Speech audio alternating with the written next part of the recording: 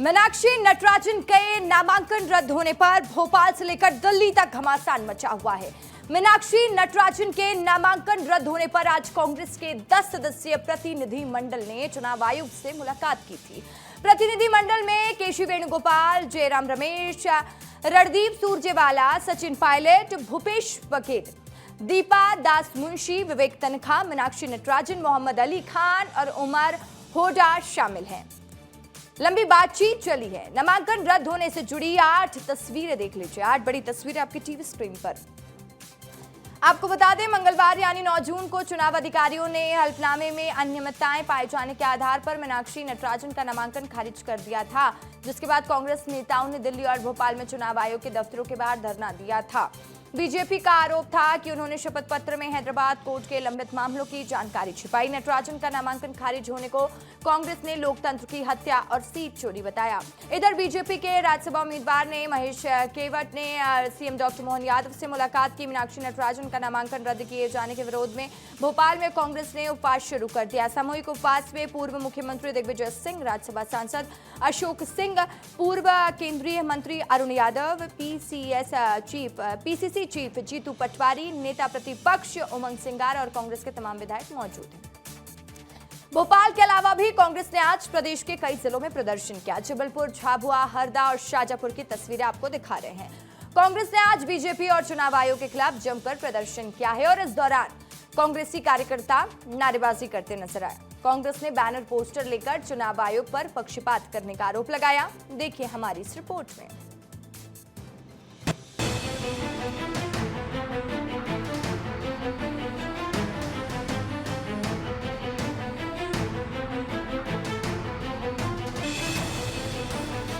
National party के candidate को बाहर करके एक इलेक्शन खत्म कर दिया और उनको वॉकओवर दे दिया। तो ये वॉकओवर जो है प्रजातंत्र के लिए अच्छा संदेश नहीं है। एक आधार पर मिस मीनाक्षी नटराजन को आरओ ने निरस्त कर दिया उनके नॉमिनेशन पेपर के। कानून के खिलाफ, नियम के खिलाफ भारतीय जनता पार्टी ने काम किया। निर्वाचन आयोग के पास एआईसीसी का डेलीगेशन पूरा गया है, उसका इंतजार करें। हमारा आज भी संवैधानिक संस्थाओं पर पूरा उम्मीद है, इसीलिए हम ये लड़ाई कर रहे हैं। कांग्रेस पार्टी, जैसा कि आप सबको सर्वविदित है, चुनाव आयोग में केंद्रीय स्तर पर गई है। अभी उसके बाद कोर्ट भी, सुप्रीम कोर्ट भी जाएगी। महिला का अपमान हुआ है और खुला लूट हुई है। सेंट्रल इलेक्शन कमीशन ने टाइम दे दिया है, ये गलत कर ही नहीं है, झूठा बता रही है। देखिए, विजयवर्गीय जी जो बात कर रहे हैं उस बात में संविधान से कोई लेना देना नहीं है। हमारे घर में फूट है तो क्या किसी हमारे आदमी का कत्ल कर देंगे क्या? कि भाजपा के साथ सौदा करना मतलब राजनीतिक आत्महत्या करना। तो इसीलिए भाजपा ने अब ये प्रयास किया कि जो मीनाक्षी जी का नामांकन है वही निरस्त कर दिया। कमीशन जो भारतीय जनता पार्टी की गोदी में बैठा है, जो भारतीय जनता पार्टी की कठपुतली के तौर पे काम कर रहा है, एक नोटिस को आधार बना के नामांकन निरस्त कर दिया गया। कांग्रेस पार्टी पर्चा है उसको निरस्त किया है, ये दुर्भाग्यपूर्ण है और इसी को लेकर हम आज बैठे गांधीवादी तरीके से। मीनाक्षी नटराजन का नामांकन रद्द होने पर बीजेपी लीगल एक्सपर्ट ने क्या दलील दी है, सुन लीजिए। श्रीलता की कंप्लेंट है 356-61, इसमें बीएनएस के सेक्शन लगाकर बीएनएसएस की 223 के अंतर्गत एक कंप्लेंट फाइल की गई, जिसमें काउंटर फाइल किया गया है और एक्यूज नंबर 4 आप देख सकते हैं, मीनाक्षी नटराजन है इसके अंदर।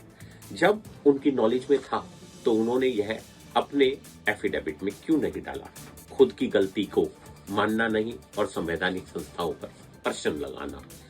मेरे आदेश में यह साफ है कि उन्होंने इस मामले को छुपाया, इसलिए उनके नामांकन पत्र को रद्द किया गया।